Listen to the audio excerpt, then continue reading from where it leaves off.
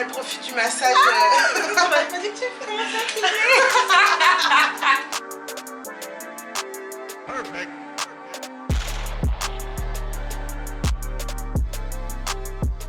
Bonjour à tous, je vous retrouve encore une fois pour ma petite émission. Donc je suis aujourd'hui avec Clémence, qui a accepté de faire cette vidéo avec moi aujourd'hui. Oui. Donc du coup, si tu peux te présenter. Alors, je m'appelle Clémence, j'ai 25 ans. Dans la vie, je suis entrepreneur, je suis aussi présidente d'association. Parle-nous un peu plus de ton association, du coup ça m'intrigue. Je suis présidente de l'association Find Yourself, qui est une association que j'ai fondée officiellement fin 2018. C'est une association féminine qui prône la bienveillance, la sororité et le développement personnel et professionnel des femmes. Comment tu as eu l'idée de faire une association? Parce que c'est dur de se dire bah je vais créer une association, ça fait très officiel en fait. Oui, alors en fait comment j'ai eu l'idée? Honnêtement, je venais de finir mes études, j'étais en train de chercher du travail, je galérais beaucoup. J'ai eu un master dans la communication et on sait très bien que la communication et le marketing c'est très bouché, mais bon. D'ailleurs même moi j'ai une licence de com. On est tous au courant mais on fait quand même. J'allais pas faire finance. Oui non mais on va pas faire des choses qui sont hors de notre portée. Ah, voilà, il faut faire des choses, faut avoir un minimum de bon sens. Je pouvais pas faire de trucs en mathématiques. Donc le truc le plus sensé par rapport à mes aspirations et par rapport à ma personnalité, c'était la communication. Donc j'ai fait, sauf que j'ai galéré à trouver du travail. Je faisais un travail alimentaire qui me plaisait pas du tout, dans lequel par contre j'avais beaucoup de temps pour penser, qui a fait que en fait ouais, à un moment je me suis dit non mais il faut vraiment que je fasse quelque chose qui me plaît vraiment dans ma vie au quotidien. C'est hyper important. Et en fait c'est venu d'un coup, je me suis dit en fait il faut que je rassemble mes différentes valeurs, ce en quoi je crois et ce qui m'anime. Il faut que je fasse quelque chose avec. Donc en fait j'ai simplement créé un événement. J'invitais des femmes qui étaient ambitieuses, bienveillantes et qui avaient envie de cheminer un petit peu plus dans le développement personnel. Et en fait faire une réunion entre femmes quoi.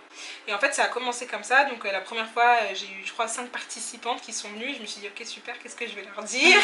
Qu'est-ce qu'on va faire? Je sais pas trop ce que je fais. J'étais à 2 doigts d'annuler et après je me suis dit bon quand même les gens ils se sont inscrits donc on va pas annuler.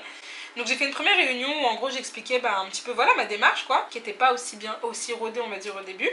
Mais voilà je l'ai fait. Deuxième réunion on était 10, troisième réunion on était 15, enfin voilà. Et au fur et à mesure en fait ça a gonflé comme ça. Ok, ça a pris de l'engouement, les gens se sont intéressés. Exactement, je voulais créer un espace de parole pour commencer et faire des événements qui réunissent des femmes qui ont les mêmes valeurs que moi. C'est-à-dire l'ambition, la sororité, le développement personnel et bien évidemment la bienveillance. Je me suis rendu compte qu'en fait il y a beaucoup de femmes, mine de rien, comme ça. Il y a beaucoup de femmes qui ont besoin et qui ont envie de parler, qui ont envie ouais, de se retrouver, de partager des valeurs communes et en fait de s'entraider les unes les autres, en fait, à aller plus loin.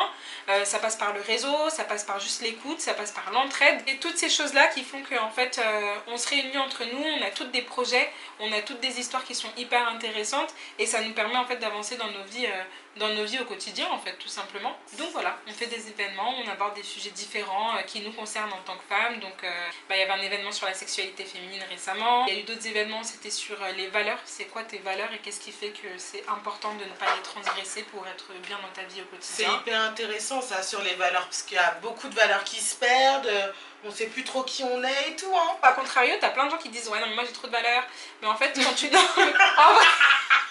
en vrai, quand tu demandes aux gens c'est quoi tes valeurs, le respect et après. Et tu sais les gens, en fait les gens ils se posent pas vraiment la question. Tu sais c'est un. Personne sait vraiment ce que c'est. Non mais personne se pose la question en vrai. En quoi je crois. Non mais en quoi je crois, c'est quoi qui est hyper important pour moi. C'est juste grave évident. Genre. Les gens ils disent ouais cette meuf là elle a pas de valeur. De quoi vous parlez? On est d'accord ou pas? Tu vois ou pas? C'est vrai. C'est un truc que tout le monde dit, mais personne se pose 5 minutes pour se dire en fait c'est quoi vraiment mes valeurs, c'est quoi ce en quoi je crois. C'est criant de vérité.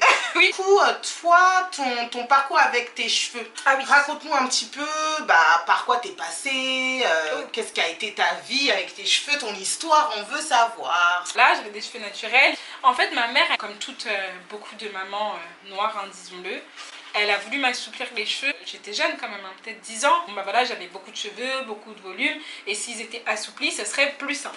C'est ce qu'on nous dit toutes. Voilà. C'est pas un défrisage, c'est un assouplissement. Ouais, ouais. Ok. Donc moi, ma mère, elle me coiffait tout le temps avec des petites nattes. J'ai toujours bien coiffée, toute mignonne avec des petites nattes, etc. Jusqu'au moment où j'ai grandi et de moi-même, j'ai voulu faire un défrisage parce que bien évidemment, inconsciemment, j'avais admis que la norme c'était le lisse et que des beaux cheveux c'était des cheveux lisses et qu'en plus pour avoir des cheveux qui tombent sur tes épaules, quand ils sont lisses, tu y arrives. Je pense que je devais entrer au lycée, donc je devais avoir 14-15 ans, un truc comme ça. Et après, j'ai toujours défrisé mes cheveux, mais j'ai jamais eu en tout cas Enfin, je pense que vraiment tout s'est passé dans mon inconscient. Hein. Vraiment, je me suis jamais dit que les cheveux crépus étaient laids. Ça, vraiment jamais. Mais c'est vrai qu'en fait, c'était pas dans la norme d'avoir des cheveux crépus. Et j'avais surtout l'impression, et je pense que c'est du fait que ma mère ait assoupli mes cheveux parce qu'elle trouvait que j'en avais beaucoup, etc., etc.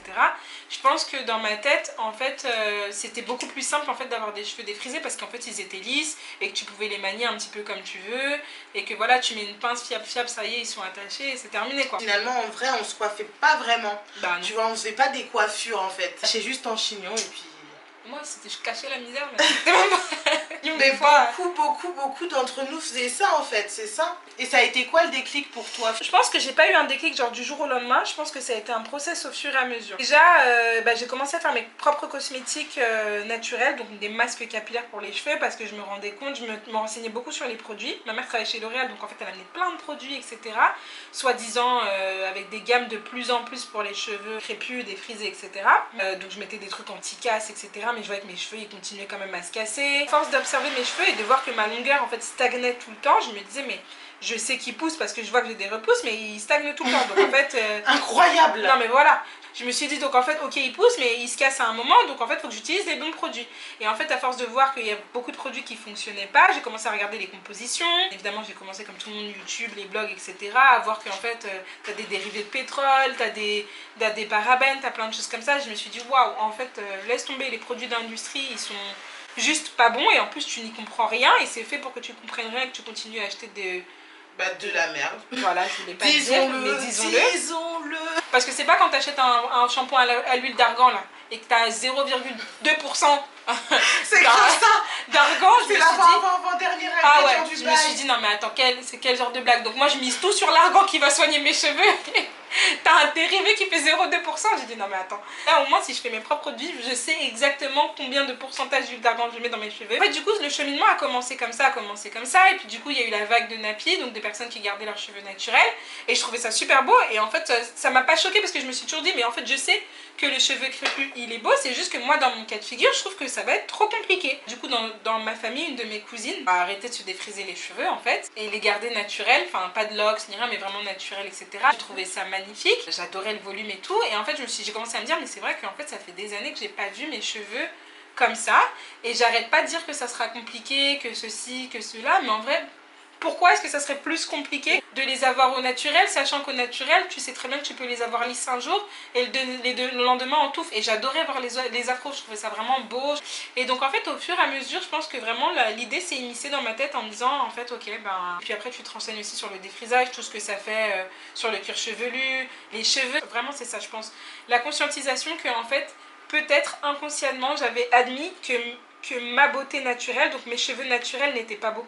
Le fait de me dire que en gros j'étais pas dans la norme parce que j'avais pas des cheveux lisses, c'était dire en fait, c'était admettre que en fait j'étais pas assez bien avec mes cheveux crépus pour être quelque part jolie ou acceptable ou ceci ou cela.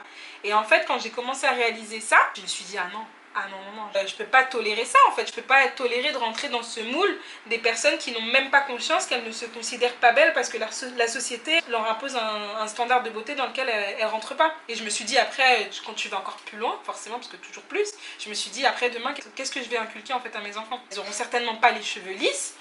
Et du coup, si moi en gros avec mes cheveux crépus, je les aime pas tels qu'ils sont, etc. Comment j'apprends à mes enfants demain à aimer leurs cheveux tels qu'ils sont?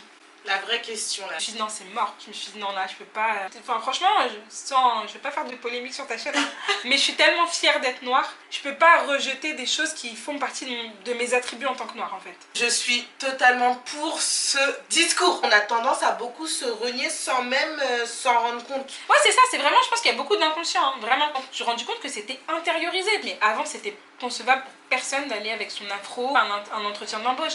Concrètement, moi personne m'a jamais dit ah non, je vous prends pas parce que vous avez des cheveux afro. Même si je sais que ça existe, personne ne me l'a jamais dit. C'est tellement intériorisé que en fait tu t'auto-censures tout le temps pour maximiser tes chances d'être accepté. Tu gommes certains traits, certains aspects de ta personnalité, mais c'est quand même vraiment chaud, tu vois, d'avoir intériorisé les choses à ce point-là. Et quand j'ai eu cette prise de conscience-là, je me suis dit non, je peux plus marcher dans ce système-là. Ouais, voilà, je vais retourner avec mes cheveux naturels. Donc, j'ai pas fait un big shave dans le sens j'ai tout rasé, mais genre j'avais 2 cm de cheveux. J'ai attendu d'avoir un petit peu de repousse. Donc, j'ai coupé. Et après j'ai fait des tresses directes parce que j'avoue j'assumais pas. J'ai fait pareil. Du coup j'ai fait des tresses pendant un bon petit moment avant d'avoir une certaine longueur. Et puis après ben voilà, hein. J'ai vu mon petit afro, mon petit puff et tout, je commençais à être contente.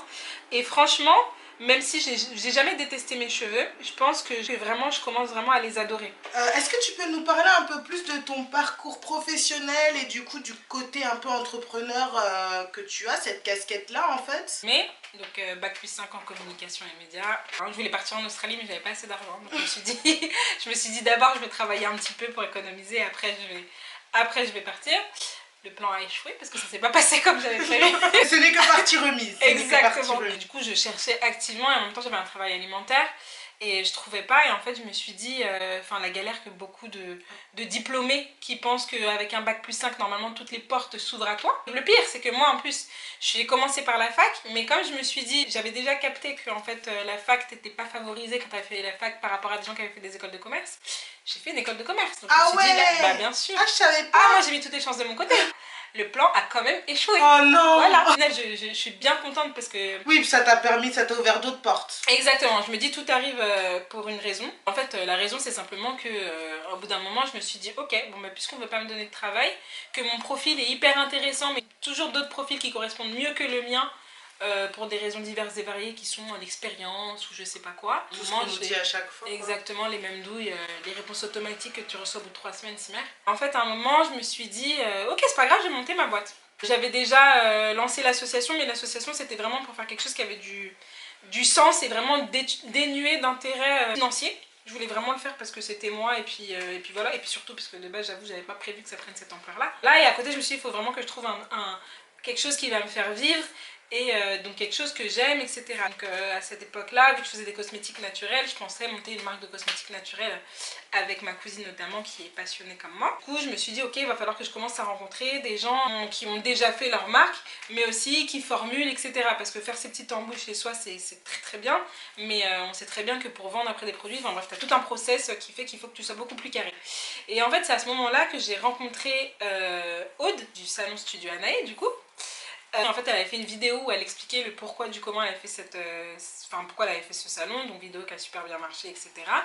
Et en fait, le fait qu'elle soit chimiste chez L'Oréal, je me suis dit non mais c'est la personne parfaite à qui je dois parler parce qu'elle sait exactement en tant que chimiste le process pour pouvoir créer une gamme de cosmétiques. Donc je lui ai envoyé un message, je suis allée la rencontrer et en fait on a refait le monde pendant 2 heures où elle m'expliquait le pourquoi du comment et puis elle m'a donné des petites... elle m'a un peu aiguillée en gros sur la création cosmétique tout court. Une espèce de coup de cœur, on a beaucoup parlé et à la fin, quand je suis partie, je lui ai dit bah voilà, vu que j'avais mes études, je lui ai dit bah même si je peux vous aider, même gratuitement pour vous aider à faire votre communication au niveau du salon, n'hésitez pas. Et en fait c'est pas tombé dans l'oreille d'une sourde, puisque quelques mois après, elle m'a recontactée en me disant qu'elle avait un nouveau projet, etc., dont elle voulait me parler. Et en fait, suite au salon, elle aurait voulu faire une espèce d'école digitale pour former davantage les coiffeurs, surtout à coiffer les cheveux bouclés, frisés, crépus, parce que tu confirmeras, Néné, que... C'est pas la joie dans le milieu. Non mais c'est vrai que c'est catastrophique. On regarde la France aujourd'hui, un pays cosmopolite comme la France où le métissage il est... à chaque coin de rue concrètement. Voilà. Dans un pays comme la France, il n'y a aucun diplôme pour apprendre à coiffer les cheveux bouclés, frisés, crépus. Ce que je vous disais, hein, je vous l'ai dit maintes et maintes fois. Tous les coiffeurs qui sont formés sur ce type de cheveux, alors ils sont soit autodidactes et super bons comme Néné, soit ils sont autodidactes et pas bons du tout. Enfin, faut savoir aussi coiffer les cheveux bouclés, frisés, crépus. Bon là on fait des tresses en l'occurrence, mais c'est pas juste pouvoir faire des tresses, hein. C'est comprendre toute la problématique du cheveu, le soin profond, comment le cheveu il fonctionne. Enfin vraiment connaître le cheveu, pouvoir le traiter en plus de pouvoir le coiffer. Ça, il n'y a vraiment rien du tout, il n'y a rien en fait. Et du coup, les autres coiffeurs, sinon, ce sont des coiffeurs qui se sont formés à l'étranger. C'est honteux quoi. Voilà, où on estime, et estimation basse, qu'il y a à peu près 20% de la population qui a les cheveux au moins bouclés quoi.